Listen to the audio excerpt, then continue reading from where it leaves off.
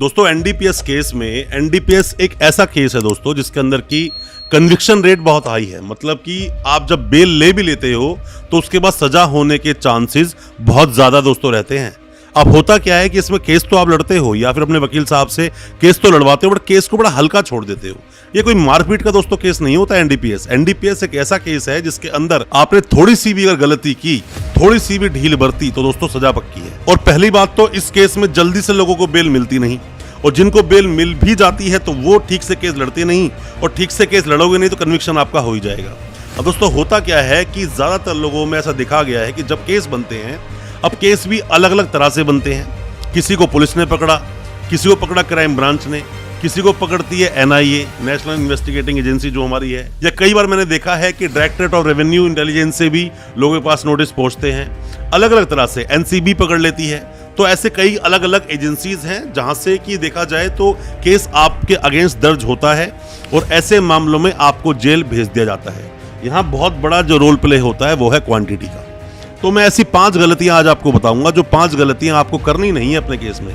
अगर आप करते हैं तो उसका बहुत बड़ा खामियाजा आपको भुगतना पड़ सकता है। बेल तो चलो जल्दी से आपकी होगी नहीं, साथ साथ में कन्विक्शन रेट है तो कन्विक्शन भी बहुत बड़ा आपको हो सकता है, सजा आपको हो सकती है। तो क्या 5 गलती ना करें, उन सबको जानने के लिए दोस्तों बने रहिए हमारे इस वीडियो के साथ। दोस्तों एनडीपीएस का मतलब क्या है, एनडीपीएस एक्ट ये कब आया है, तो पहले आप ये जानिए कि narcotic drug and psychotropic substance act 1985 का है। ये कोई अभी का कानून दोस्तों नहीं है, 1985 का ये एक्ट बना हुआ है, जिस एक्ट में दोनों तरह से नार्कोटिक ड्रग्स हो या साइकोट्रोपिक सब्सटेंस हो, इनसे बनी हुई चीजें जो नशीले पदार्थ होते हैं उनकी रोकथाम के लिए ही इस एक्ट को अस्तित्व में लाया गया था। और जब एक्ट ये अस्तित्व में दोस्तों आया तो उसके बाद से ही न जाने कितनी ही गिरफ्तारियां हुई, कितने ही कन्विक्शन हुए, कितने ही लोगों को सजा हुई। दोस्तों अगर ये वीडियो आपको अच्छा लग रहा है तो अभी इस वीडियो को लाइक करें, ताकि इसी तरह की लाइक से हमें मोटिवेशन मिल सके और प्रोत्साहन मिल सके इसी तरह की लीगल अवेयरनेस की वीडियोस आप तक पहुंचाने के लिए। और आप अगर पहली बार आए हैं हमारे इस चैनल पर, पहली बार देख रहे हैं हमारे इस वीडियो को, हमारे चैनल को अभी सब्सक्राइब करें, साथ में लगा बेल आइकन जरूर दबा दें ताकि इसी तरह की लीगल अवेयरनेस की वीडियोस आप तक पहुंच सके सबसे पहले। जल्दी से इसमें बेल नहीं होती उन लोगों की जिन पर देखा जाए तो कमर्शियल क्वांटिटी के चार्जेस हैं। कमर्शियल क्वांटिटी में अगर दोस्तों आपका नाम आ गया एनडीपीएस के मामले में तो आपके लिए बेल लेने के रास्ते बहुत ही टफ, बहुत मुश्किल हो जाते हैं, क्योंकि उन मामलों को प्रूव करना पड़ेगा, जल्दी से प्रूव होता नहीं। सबसे पहली समस्या दोस्तों क्या होती है, पहले आप ये समझिए, वो है क्वांटिटी। क्वांटिटी 3 है, स्मॉल क्वांटिटी, इंटरमीडिएट क्वांटिटी और कमर्शियल क्वांटिटी।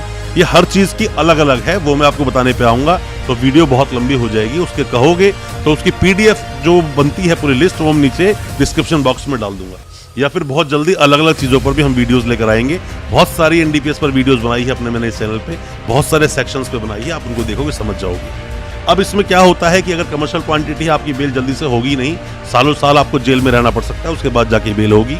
और जो स्मॉल क्वांटिटी है उनकी बेल थोड़ा इजीली हो जाती है, इंटरमीडिएट वालों को भी बेल थोड़ा देर से ही मिलती है। तो क्वांटिटी को समझना चाहिए आपको। कमर्शियल क्वांटिटी में आप पकड़े गए हो, आप सोच रहे हो मैं तो बस आज गया हूं, 2 महीने जेल से बाहर आ जाऊंगा, ऐसा नहीं होता दोस्तों। आपके वकील साहब जो केस लड़ते हैं और जो एनडीपीएस के बारे में नॉलेज रखते हैं वो जानते हैं कितना मुश्किल है ऐसे केसेस में बेल दिलाना।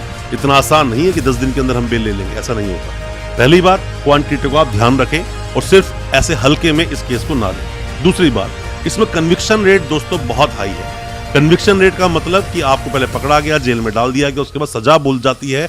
बहुत सारे लोगों को सजा बुलती ही है इसके अंदर।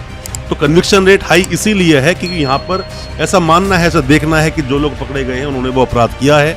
और जो पुलिस जो बनाती है केस, फिर चाहे एनआईए बनाए, चाहे आपको डायरेक्टर ऑफ रेवेन्यू बनाए, चाहे फिर आपको क्राइम ब्रांच आपको उठाती है, या कोई भी ऐसी कोई भी इन्वेस्टिगेटिंग एजेंसी आपको उठाती है, और जो केस बनाते हैं तो इतना पक्का बना देते हैं कि उसके अंदर आपकी कोई निकलने की गुंजाइश वो लोग छोड़ते नहीं। बट हाँ, कमियां बहुत सारी होती है, जैसे कि इंडिपेंडेंट विटनेस का ना होना, पब्लिक विटनेस का ना होना, रिकवरी पर्सनल कार मतलब प्राइवेट कार से करना।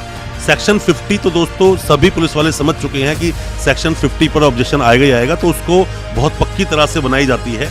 कई बार लोग जो झूठे केसों में फंस जाते हैं, मैं उनकी बात कर रहा हूँ कि वो नहीं फंसने चाहिए, उनका डिफेंस मजबूत होना चाहिए। तो आपको देखना पड़ेगा, कन्विक्शन रेट बहुत हाई है तो ट्रायल को विशेष रूप से ध्यान देना, वरना बेल तो ले लोगे बट दोबारा जेल जाना होगा और फंस जाओगे।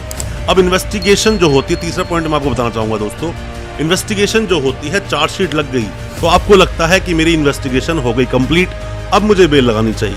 दोस्तों ऐसा नहीं है, एफएसएल पेंडिंग है, एफएसएल पेंडिंग है और एफएसएल पेंडिंग ही रह जाती है बहुत वक्त तक। अगर आपके वकील साहब ने बहुत एक्टिवली काम नहीं किया तो मान लेना दोस्तों एफएसएल रिपोर्ट जल्दी से नहीं आएगी और साल भर ये एफएसएल रिपोर्ट ही खींच जाएगी और आपकी बेल नहीं होगी। तो बेहतर है अगर किसी भी आपके जानकार सगे संबंधी का अगर नाम आया है ऐसे केस में, या फिर मेरी इस वीडियो को अभी नए कोई वकील साहब है वो सुन रहे हैं, या फिर कोई भी ऐसे लॉ स्टूडेंट सुन रहे हैं जो जानना चाहते हैं एनडीपीएस के बारे में, तो मैं आप सभी को बताना चाहूँगा आपके पास कोई ऐसा अगर केस आता है तो अपने ट्रायल को ध्यान दें, एफएसएल रिपोर्ट जल्दी मंगाएं, चार्जेस फ्रेम कराएं और जब ये केस आता है क्रॉस पर और जब वहाँ पे चीफ एग्जामिनेशन होता है वहाँ पर आपको विशेष रूप से ध्यान देना है अपने क्लाइंट को निकालने के लिए। अगर जिन लोगों की तब तक बेल नहीं हुई है तो एफएसएल को जल्द से जल्द मंगाना है। एफएसएल हालांकि आपके फेवर में कम ही आएगी, हमेशा आपके अगेंस्ट ही आएगी, क्योंकि जो पकड़ा गया, अभी बात यहाँ आती है कि जो पकड़ा गया उसको अगर उसकी रिपोर्ट जो भी आएगी आप एडमिट कर लोगे कि हाँ पकड़ा गया आपके पास है, तो वैसे ही आप फंस जाओगे, फिर ट्रायल चलाने की जरूरत क्या है, फिर तो प्लीड गिल्टी कर लो आप। क्योंकि आपको ये नेगलेक्ट करना होता है कि जिस चीज़ की एफएसएल कराई गई वो मुझसे बरामद कभी हुआ ही नहीं।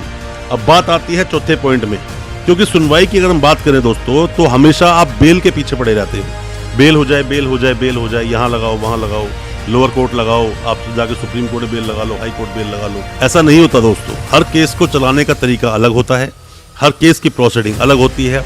और एनडीपीएस कोई लड़ाई झगड़े का केस नहीं है कि आपको पकड़ा और फटाफट से बेल लेके आ जाओगे, इसमें सालों साल लग जाते हैं दोस्तों। इसमें आपको ध्यान देना पड़ेगा, बेल लगाने के साथ साथ ट्रायल पर विशेष रूप से ध्यान देना ही पड़ेगा।